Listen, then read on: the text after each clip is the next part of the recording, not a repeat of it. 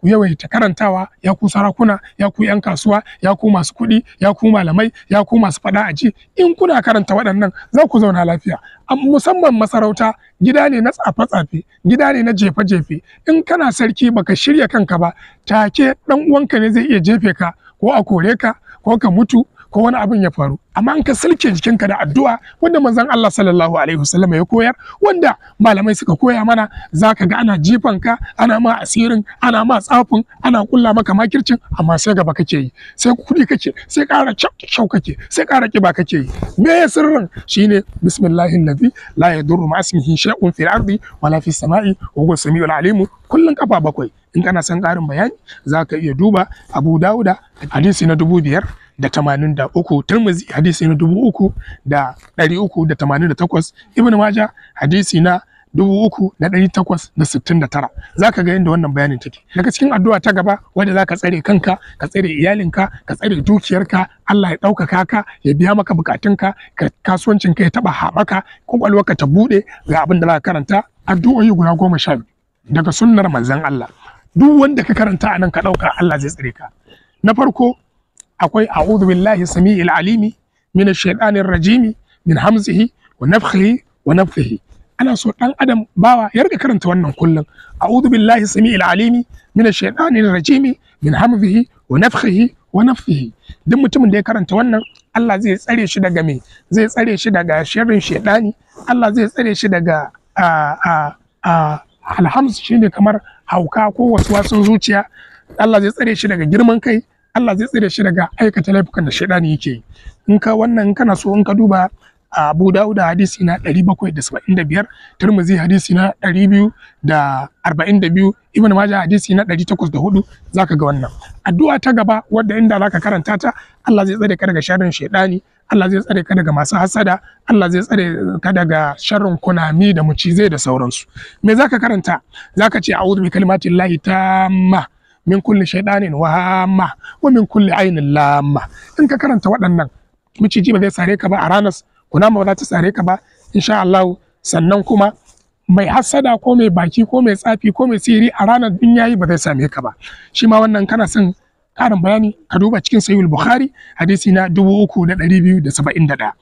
Addu'a ta gaba shine zaka karanta a'udhu bi kalimatillahi tammati kullihinna min sharri ma khalaq. Shi ma in ka karanta wannan, in kana san Allah ya tsare ka daga dukkanin sharrin abin halitta, ko babur ne ba za ka yi hatsari ba, ko wani abin cutarwa kishiya ba za ta cuce ka ba, saurayi ko ya sa ki a mota ko ya zuba miki kwayar bacci a cikin lemo ya baki kin sha, ba za ki baccin ba, Allah zai tsare ki in kina karanta wannan a'udhu bi kalimatillahi tammati kullihinna min sharri ma khalaq. Wannan addu'a ce daga bakin Annabi Muhammadu alaihi salatu wassalam, wanda in dai ka karanta ta, Allah zai tsare ka daga wannan. Abu na gaba, in kana so ka ga wannan inda na ciro, duba Muslim hadisi na 2708. Addu'a ta gaba wadda ana son kowane ɗan adam ya rika karanta ta safe da daddare don tsare jikinsa, tsare dukiyarsa daga sharrin yan kidnapping, yan fashi, yan walawala da sauransu. Shine mutum ya ce bismillahi alladhi la yadurru ma ismihi shay'un fil ardi wala fis sama'i wa huwa as-sami'ul alim. Bismillahi alladhi la yadurru ma ismihi shay'un fil ardi wala fis sama'i wa huwa as-sami'ul alim. Bismillahi alladhi la yadurru ma ismihi shay'un fil ardi wala fis sama'i wa huwa as-sami'ul alim. Kafa uku. In ka karanta wannan, Allah zai tsare ka daga sharrin duk abin da yake cikin ƙasa da sharrin duk abin da yake yawo a cikin ban ƙasa. Duka inda ka karanta wannan inji manzo Allah, to Allah zai tsare ka. Daga cikin addu'o'i wanda suke tsare mutum daga dukkanin abinki, wanda Allah in kana yin su, Allah zai kare ka daga dukkanin abinki. Ko TikTok ɗinka kake yi, masu hasadan nan ka tara followers mutum 500 ko 1000 suna jin haushi, Allah ba zai ɗora su a kanka ba. A'a kasuwanci kake an sa ma ido. A'a makaranta kake yi, baka da kokari, ka rasa yadda zaka yi, to da zaka karanta wannan addu'ar, Allah zai tsare ka daga.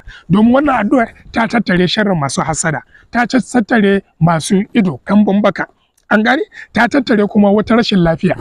In ma wani ciwo ya dame ka, an yi a gano matsalarsa an rasa, to da zaka karanta wannan, Allah zai warkar da kai. Menene addu'ar?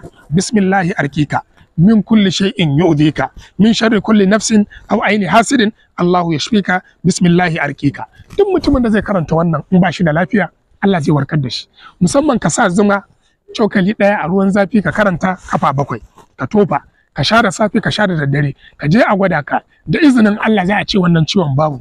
Wai likita ya gwada na'ura an rasa gano ciwo ga magani. Ka zo ka karanta wannan kafa 7 a zuma ka sha ka ga ikon Allah.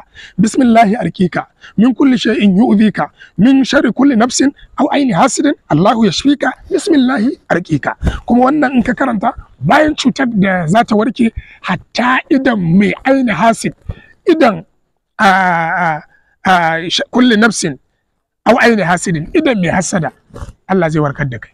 In kana son ka ga inda bayanin yake duba Muslim hadisi na 2186 zaka samu ƙarin bayani. Daga cikin addu'a wadda take ta tsaron jiki wadda in ka karanta ta Allah zai kare ka daga sharrin abin da kake jin tsoro, sharrin abin da kake ganin zai iya samun ka, sharrin abin da kake ji yanzu na cuta. To Allah zai kare ka gashi shine zaka ce bismillahi bismillahi bismillahi a'udhu billahi wa qudratihi min sharri ma ajidu wa uhadiru. Kafa 7 zaka karanta. In ka karanta wannan duk ciwon da kake ciki Allah zai yaye maka, sannan duk fargabar da kake faruwa za a yi maka wani abu na gaba. Allah zai uhadir abin da kake jin tsoro na gaba to Allah zai tsare ka daga wannan. Kana jin tsoron za a kafe jarabawa ka faɗi, kana tsoron za a yi screening a kore ka daga wajen aiki, kana tsoron kaza dan na kafa 7 bismillah bismillah bismillah a'udhu billahi wa qudratihi min sharri ma ajidu wa uhadiru kafa 7. Shi kuma a nuska ta Tirmidhi cewa a'udhu bi izzatillahi wa qudratihi min sharri ma ajidu wa uhadiru kafa 7. Duk wanda ka karanta zaka ga daidai ne. In kana son ganin inda na ciro wannan ka duba Muslim hadisi na 2202 insha Allah, Tirmidhi hadisi na 3588. Da wannan kuma addu'ar in zaka duba mara lafiya kana son kana jewa ka ɗauke masa wannan ciwon na cutar nashi, rashin lafiyar da yake Allah ya warkar da shi. Kawai kana jewa in ka kalle shi ba wai yadda ake yi din nan ba, wai kaga mutum ya ce sannun ku to ba komai wayyo wani ma yaje bai san me yake faɗa ba. A'a, manzon Allah ya koyar da abin da za a faɗa. In ka je wajen mara lafiya kawai zaka ce masa as'alullah al-azima rabbal arshil azimi an yashfiyaka. Kafa 7 as'alullah al-azima rabbal arshil azimi an yashfiyaka. Kana gama kafa 7 mutum zai ji kamar an cire masa allura, sai ya ji Allah ya warkar da shi sakamakon addu'an nan da kuka faɗa wanda manzon Allah ya koyar. In kaga mutum bai warke ba daman bai yarda ba, bai yi imani ba, shi ya fi so a ɗora mai ruwa, ya fi imani da Kafinol, ya fi imani da Panadol, ya fi imani da Tramol, ya fi imani da Ibomol. Duk waɗannan bai yarda da Allahu la ilaha illa huwa al-hayyul qayyum ba, sai ka rabu da shi wannan ba zai warke ba. Muna magana ga wanda mai imani ne. To idan kana son ganin inda wannan magana take ka duba Tirmidhi hadisi na 2083, ka duba Abu Dawuda hadisi na 3106. Daga cikin abubuwa kuma wanda kana karantawa insha Allah zai warkar da wanda ka je wajensa. Za ka zama waraka ga mutane. Matar ka ce ba ta da lafiya, ɗanka ne bai da lafiya, ƙanwa ka ce ba ta da lafiya, an je asibiti an rasa yadda za a yi, ba a gane cuta ba. A'a yau ciwon kai, yin wannan malaria, wannan typhoid ɗin, ka sha maganin kamar da yadda wata rana typhoid ni ma da ya kama ni, na sha maganin batura, na sha ƙwayar, da kaina ma nake kaina allura, na yi addu'a, na ce Allah ka warware min wannan typhoid ɗin. Na je na sassaƙen kukan miya, ina jikawa a ruwa, ina kwankwada, na ji wani ƙarfi a jikina, sai na watsar da maganin batura. Yana nan cikin mota, wani zai ce malam kana shan maganin bature?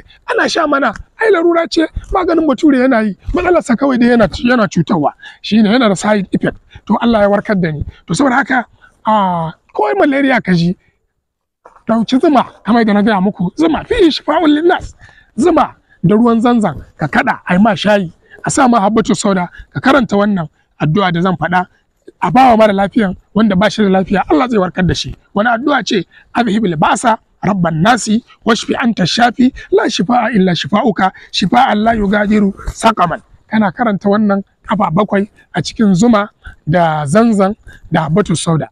Garin habbatu sauda cokali 1, zuma cokali 2, sai a sa ruwan zanzan a tafasa, sai mara lafiya ya sha da safe ya sha da yamma. Bayan an karanta masa wannan addu'a kafa 7, na rantse da kudurar ubangiji Allah zai warkar da shi da izinin Allah insha Allah. To wannan hadisi yazibul basa rabban nasi washfi anta shafi la shifa illa shifauka shifaan la yugadiru saqaman. Duba Bukhari hadisi na 5678, ka duba Muslim hadisi na 2191. zaka ga ƙarin bayani da sauransu. Daga cikin addu'a ta gaba wadda take tsare bawa, take kare shi, take ba shi lafiya, ko kuma kai kanka in ka je wajen mara lafiya kana karanta masa wannan, Allah zai ba shi lafiya. Wace addu'a ce? Zaka ce Allahumma shfi abdaka, sai ka faɗi sunansa, Allahumma shfi abdaka Hafiz Muhammad Kano Najeriya.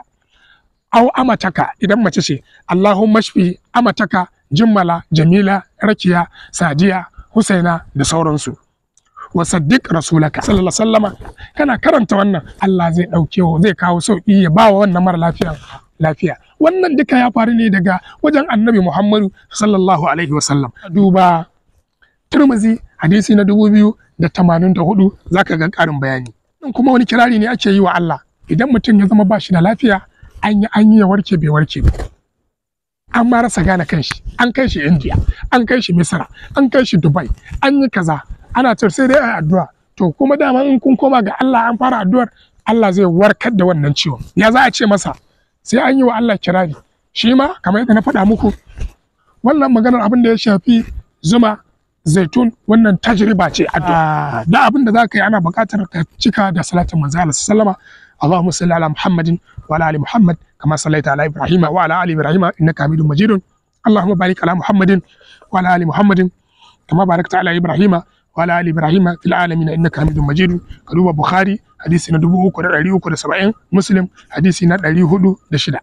Jama'a masu kallo da sauraro, anan za mu tsaya a wannan addu'o'i da muka faɗa, wanda insha Allah in kuna bibiyan mu, duk wata addu'a da take a cikin sunnar manzon Allah ko ta aya wadda take da zafi in an yi roki Allah, Allah yana karba, za mu kawo muku ita insha Allah.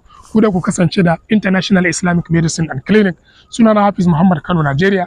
Lambobin waya don turo da sakonni 081 4461 3030 ko 0802 999691. Allah ya mana rama, Allah ya biya mana bukatunmu. Subhana rabbika rabbil izzati amma yasifun wa salamun alal mursalin. Alhamdulillah.